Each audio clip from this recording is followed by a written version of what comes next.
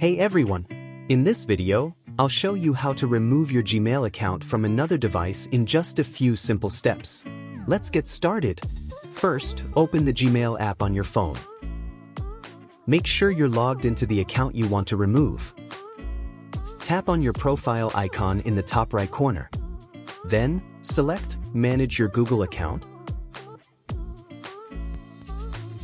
In your Google account settings, go to the Security tab. Scroll down until you find your Devices section. Click or tap on Manage all devices.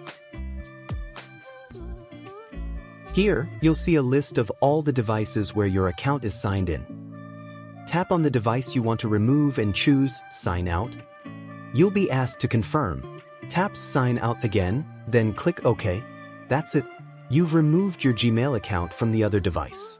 If this video helped, give it a thumbs up and don't forget to subscribe. Thanks for watching.